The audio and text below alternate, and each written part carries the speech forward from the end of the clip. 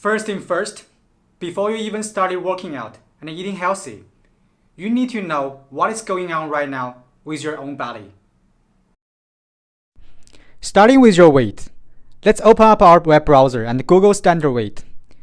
You can see there are many websites that are available for you to check your standard weight associated with your height. Let's just click on the first one. Then scroll down a little bit, and here's a chart that will tell you whether your weight is normal, overweighted, or obsessed.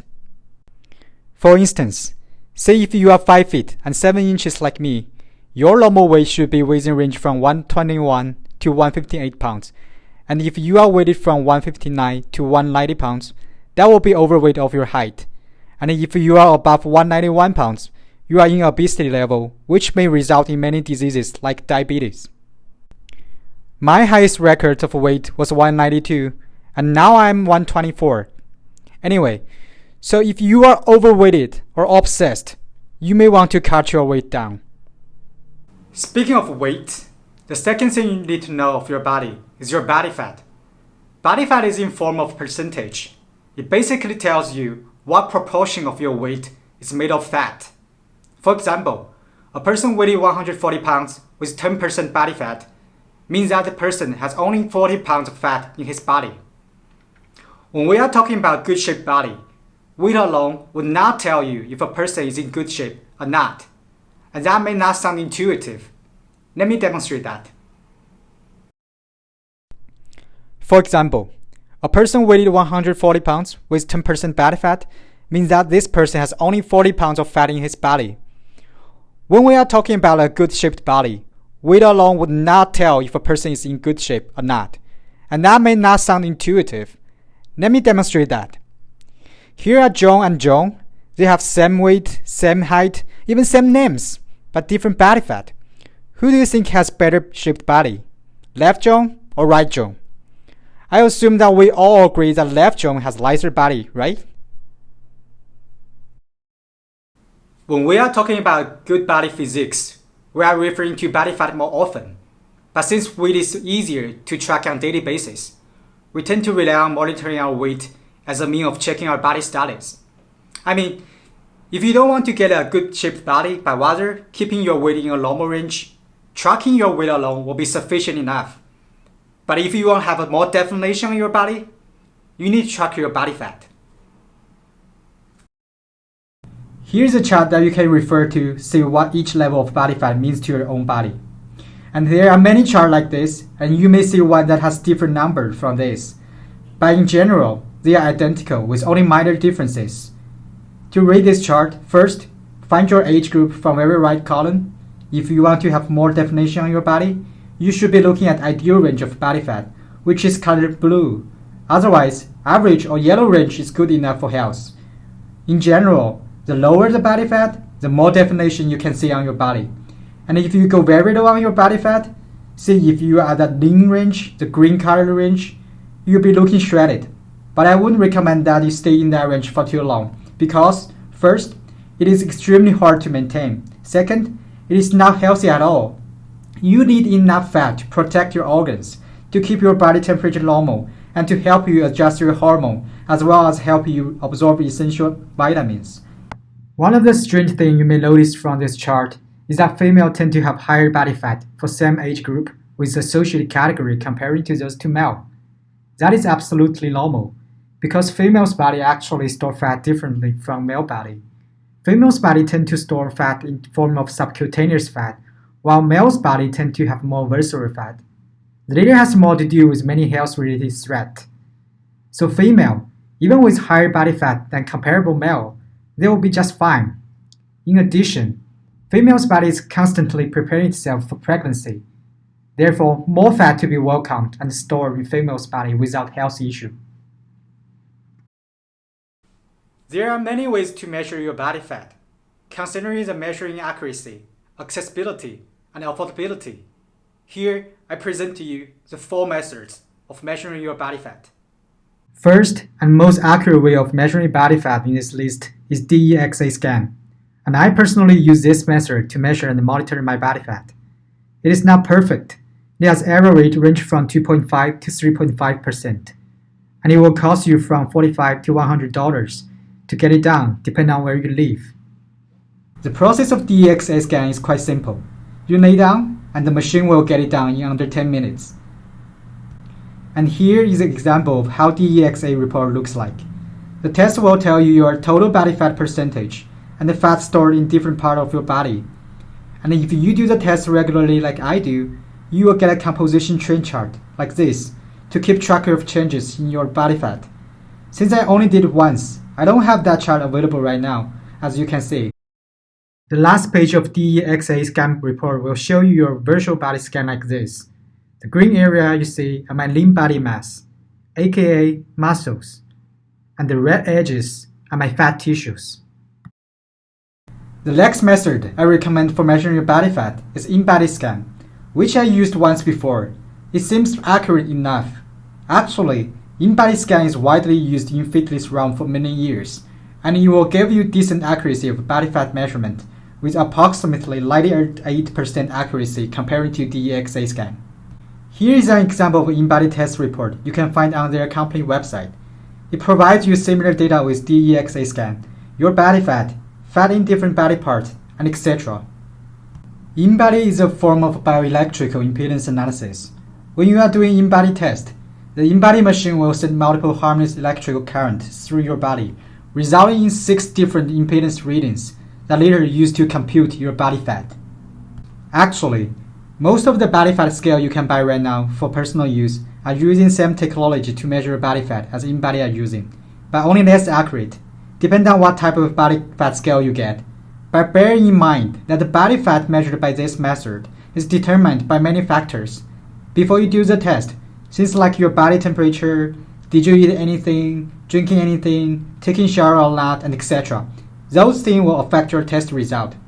So if you really want to use this method to measure your body fat, make sure that you limit those variables every time before you do the test, and control those variables so that every time you take the test, you are tested under the same condition, and the result will be much more relevant to you. And that also applies to DEXA test too. Coming next is a body circumference measurement. Now, this is a body fat measurement method that you can do yourself at home as frequent as daily basis, and you don't have to buy expensive equipment for that. Only thing you need is a measuring tape. You need to measure your waist, your neck, hip, height, and weight, and your age. Then you open up your web browser and search for body fat calculator. And the very first result you see, click it. And you will see this page. Then you type in the body measurement you just did and your age. And voila! You have your body fat percentage. How simple is that? This method of body fat measurement has error rate range from 2.5 to 4.5%. Considering how simple it is accurate enough. But make sure you measure your body parts as precise as you can. Otherwise, it will affect your result. Last but not the least, the calipers. You can use this method to measure your body fat at home, but I personally don't enjoy using this method because it requires a lot of practice. For this method to work, you need to measure 3 to 7 parts from your body depending on what formula you use. Imagine measuring your lower back skin fold on your own, with one hand fold your lower back skin and one hand using calipers, and all that body twist. That is not comfortable at all. But if you do prefer this method somehow, you might want to get electric calipers to do it, so that you don't have to twist your body that much, or have other people to do it for you. With your height, weight, and body fat percentage, we should have a rough idea of how your body looks like, both vertically and horizontally. Now, let's define our body even further. When we describe a person's body, we often refer a certain shape to a certain body outline. And that is absolutely the right way to do it. Recording my DEXA test report, on this section here, it shows the android and gyloid ratio. You may interpret it as waist to hip ratios if that makes more sense to you. Basically, android body fat percentage tells you how much fat your body has in your upper body, whereas gyloid body fat percentage tells you how much fat your lower body has. If you are not taking DEXA scan to figure out those numbers, waist to hips ratio does provide similar but narrow information. In general, you want to have less android body fat comparing to gyloid body fat, or less waist fat comparing to hips fat. Then you divide your android body fat by gyloid body fat, or your waist circumference to hip circumference. You get a ratio. Ideally, you want that ratio to be below 1, because higher android body fat and bigger waist size compared to gyloid body fat and hip size may be suggesting high risk of heart diseases and diabetes. But other than health-related factors, this ratio also determines what your body will look like. Introducing the body shape. Broadly speaking, human body shape can be identified as those 5 shapes, but here exists some other expanded body shapes, but those ones are the most commonly seen and used. First, we have pear-shaped body. People who have this kind of body shape has android to gyloid ratio less than 1. Same apply to waist and hips ratio. Pear-shaped body is considered good-shaped. People with pear-shaped body not only looks good with many kinds of outfit, but also has very low risk of heart attack and diabetes, due to the fact that less visceral fat are stored. And pear-shaped body almost has long jaw back. Next, we have inverted triangle-shaped body type. This body type is ideal, and can be recognized among many bodybuilders, celebrities, and athletes. To be considered inverted triangle-shaped body, your android to gyloid ratio as well as waist to hips ratio need to be less than 1. Then your bust has to be at least 3.6 inches greater than your hips, and also your bust has to be 9 inches less than your waist. It is a natural gift if you happen to have those numbers, but it is possible for people to adjust their body type toward this kind. Then we have apple-shaped body that has android to gyloid ratio greater than 1. Same for waist to hips ratio. You really want to avoid being apple-shaped, since it not only gives you trouble for buying fit to your body clothes, but also it represents higher risk of heart attack and diabetes. Moving on to rectangle-shaped body, just like how it sounds like. People are considered rectangle-shaped if their android to gyloid ratio is almost 1, and their shoulders to bust to waist and hips ratio is almost close to 1. Having this kind of body shape is generally fine, but if you are a woman, you really should avoid it. Last but not the least, the hourglass shaped. One of the most popular body shape among women, or even men as well. Basically, every outfit will be good on you, and scientists do believe that women with this kind of body shape tend to be smarter among peers, due to the fact that higher level of omega-3 can be found in women with hourglass-shaped body, and omega-3 is known for boost brain cell growth. To figure out what body shape you are, let's go back to the website I showed you guys earlier, or type in body type calculator on your Google search engine. And the very first result, click it, and there you see a body type calculator ready for you to enter your data. You simply just put in your measurements, then click calculate, and yep, I have inverted triangle body. Now we have a full picture of how your body looks like from outside. But what about inside? When people are talking about cutting weight or getting muscles, there's one number you need to know. It's called rest metabolism rate, or basal metabolic rate, aka BMR. BMR plays a huge role when it comes to the topic of body transformation. And for sure, we all heard about words calorie. Calorie is a unit of energy that our body receives from eating food and our body uses for daily activities. And BMR basically tells you how much calorie your body will spend itself even if you are doing nothing at all. For example, say your BMR or your rest metabolism rate is 1,500. That means your body will spend that amount of calories per day even if you are doing no physical exercise at all. And if you are eating exactly that amount of calories from food, your weight is going nowhere.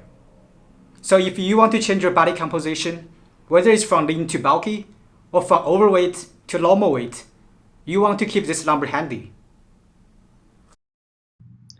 There are a few ways to know your BMR. You can do it at a health institution or using one of the many BMR calculators online, like this website. You simply input your age, gender, height, and weight, then by pressing calculate, then there you have it, your BMR. One of them I personally use, and I also recommend, is to take a rest metabolism rate test, also known as total daily energy expenditure test, or TDEE test. You can get it done from a place like I went to, called DEXA Fit, or some other institutions. Here is how my TDEE test report looks like. You will notice that there are 5 categories. Each of them represent different lifestyle and how active you are. Based on your personal knowledge of your lifestyle, you will pick one category out of 5. But please be honest with yourself, because a lot of times we tend to overestimate the level of activity we have throughout the week. On this report, the first category, the sedentary, where you are doing no exercise at all with desk job, the number in the blue box is your BMR. After you decide what category you belong, you want to refer to the number in the blue bar, and that is your daily maintenance calories, which means if you are being as active as you believe, eating that much of calories will not make you gain or lose weight. So if you want to lose weight, eat less than that amount, and vice versa. But how much less and how much more? Well, that would depend on how fast you want to achieve your goal. The bottom line is, do not cut or add excessive amount of calories on top of your daily maintenance calories. Otherwise, you will be encountered some health-related issue, like losing hair. The rule of thumb, 3,500 calories, is roughly equivalent to 1 pound of fat. So if you want to cut 1 pound per week, each day you need to eat 500 less calories than your maintenance calories. If you don't want to invest in TDEE test, or simply don't have access to a place where you can do the test, you can use the online BMR calculator I showed you guys earlier. Then you add the calories that you burn from exercises, and that is your TDEE number.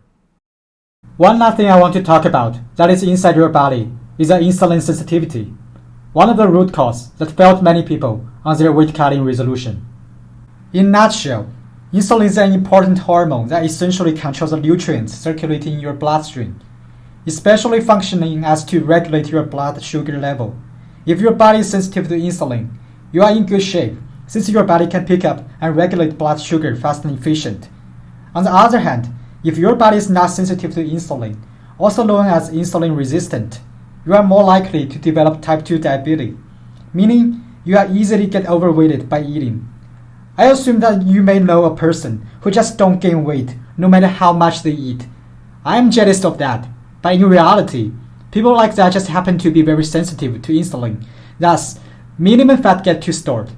Or you may know a person that just can't stop gaining weight, even he or she is trying to eat less than usual. And people like that, most likely, are insulin resistant. But luckily, insulin sensitivity is convertible. Here I list few things that you can do to increase your insulin sensitivity. Starting doing exercise on a daily basis. If not intensive, be consistent. If you smoke, consider quit it. Reduce your daily sugar intake by eating less food with large amount of sugar. Eat well, switching your food choices to unprocessed whole foods. Ideally prepare your own meal with food like whole grains, vegetables, olive oil, and etc. And improve your sleep. I know this is somewhat hard for certain people, but please pay attention to get your sleep better. Ideally 7 to 8 hours per day. Try to relax and control your stress level. Try meditation if you haven't tried. Last but not least, try intermittent fasting, which regulates your eating window to a short period of time. In fact, I personally used all those methods, and it really helped. That is all I have to say for today's video. And if you are watching this video from beginning, you have already developed better understanding of your own body. And that is crucial to body transformation. I strongly recommend that you get to know your body first before even setting up plans for diet and exercises. In my next video, I'll be talking about probably one of the most important aspects of body transformation, the food. For today's video, all the things I talked are all based on the knowledge I accumulated over time. And I did a lot of research to make sure that they are as accurate as possible. As I mentioned, I'll be updating with you guys my progress and data in my future video, so you can learn from the mistake that I'm about to make, and you can compare your progress with mine. I'm happy to be your benchmark. In my future video, I'll also share with you guys the exercise I do and the food I prepare for myself, as well as some tips I use. I hope you enjoyed watching this video, and if you like the things I talked and looking for more, please subscribe to my channel and like my video. This is Baflert. I'll see you next time.